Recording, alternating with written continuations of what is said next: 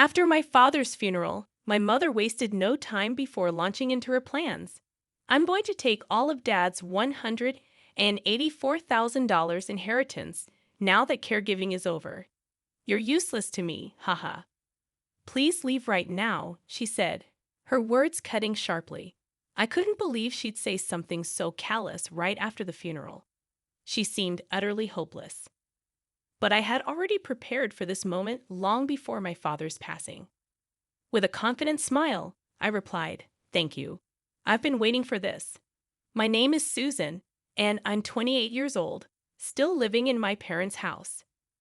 My father was the light in my life, always there for me despite his busy schedule.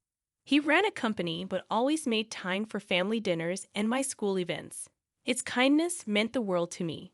My mother, on the other hand, was a different story.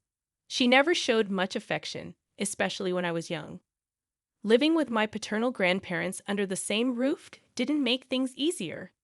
My mother often vented her frustrations when my father or grandparents weren't around, directing her anger towards me. My grandmother, though kind on the surface, had her moments of cruelty, especially towards my mother. She would often make hurtful remarks, reflecting disappointment in not having a boy to carry on the family legacy. Despite my efforts to win my mother's approval through academic success and even winning swimming competitions, her criticism only grew worse. She'd remark about my looks, comparing me unfavorably to my father, whom she adored.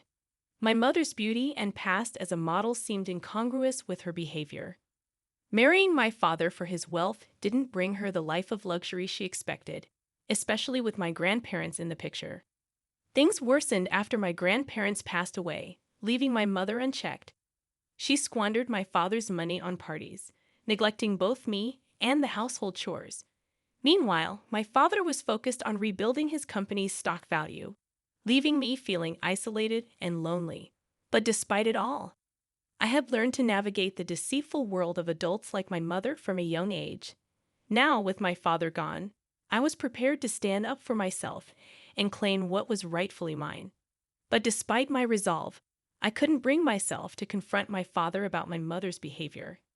I understood how hard he was working and felt that saying more would only burden him further. My aspirations remained clear.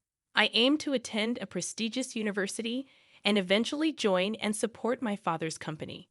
In my dreams, I even envisioned taking over the business someday. I had no desire to live off someone else's efforts like my mother, content with a life of ease without any personal contribution.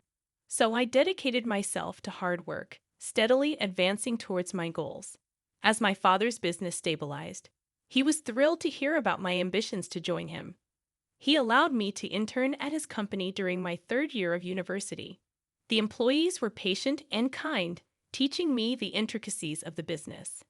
After graduation, I officially joined the company as a full-time employee.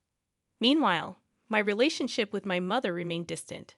I found solace in my work, immersing myself in the challenges of the corporate world. Despite being more strict and commanding in the office, my father always showed me kindness and concern, switching effortlessly between the roles of boss and father. As the years passed, I continued to thrive in my role within the company.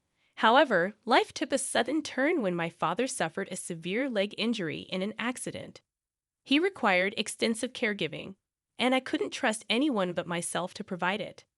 Reluctantly, I returned home to care for him, setting aside my feelings towards my mother for the sake of my father's well-being.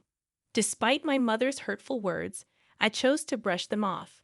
My focus remained on caring for my father while juggling responsibilities at the company. Even confined to a wheelchair, my father's mind remained sharp, and he continued to lead the company, giving instructions remotely and attending meetings only when absolutely necessary. During this time, my father expressed his gratitude and apologized for the trouble I was going through. "It's fine, Dad," I reassured him. "I still have so much to learn from you." As I cared for him, my father imparted invaluable lessons in management, seemingly aware of his declining health. When we eventually learned he had cancer with only a year left to live, I was devastated. Spending even more time with him became my priority, visiting him daily when he was hospitalized. As his condition worsened, my father made a heartfelt request to entrust the company to me. "I've taught you a lot, Susan," he said. "I trust you with the company. I'm counting on you for everything after I'm gone." I promised to fulfill his wish to protect both him and the legacy of the company. A week later, he passed away, surrounded by loved ones and company employees who had become like family. Notably absent was my mother, who hadn't visited him once during his illness. Her indifference appalled me, but I chose not to confront her at the funeral, knowing it would be futile. In the midst of my grief, one thought lingered. I would uphold my promise to my father, to safeguard the company he had worked so hard to build. And if my mother dared to shed crocodile tears, I wouldn't hesitate to put her in her place. Despite my mother's unchanged demeanor, she boldly pretended to mourn in front of my father's friends. It was evident, however, that her true feelings were far from sorrow. She was likely pleased by his demise. The allure of my father's substantial inheritance seemed to be her sole source of satisfaction in the wake of his passing. Immediately after the funeral, she wasted no time in approaching me with her demands. "I'm going to take all of Dad's $1,984,000 inheritance now that caregiving is over. You're useless to me, haha. Please leave right now," she declared. I couldn't believe she would be so brazen as to demand this immediately after the funeral. But I was already prepared for her audaciousness. With a smile plastered on my face, I calmly responded, "Thank you. I've been waiting for this." Her surprise was evident, but I remained unfazed as I packed only the essentials, ready to move out. "I'm going to sell all my stuff," I informed her. "You can do whatever you want with this house and the $1,984,000 inheritance. I don't need anything else. I'll live and enjoy life to the fullest." Her mocking laughter only fueled my determination as I ignored her and left soon after. A month later, she bombarded me with calls, questioning why I had left the house. Reluctantly, I answered, "What do you mean by this?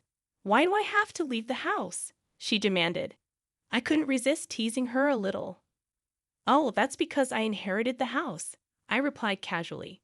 "Dad left the house to me, not you. I sold it for about $1 billion. Her disbelief was palpable. "$1 billion? It's sold for that much," she exclaimed. But her shock didn't sway me. "Well, it doesn't matter," I assured her. "I have $1,984,000 inheritance." With that, I ended the call, content in my newfound independence and freedom from her manipulative grasp. My mother's confusion about the inheritance was swiftly met with a reality check. "Of course you haven't received $1,984,000 yet. You're a stranger now," I explained bluntly. "Remember when you fought with Dad and thrust the divorce papers at him? Well, Dad kept those papers for any future eventuality.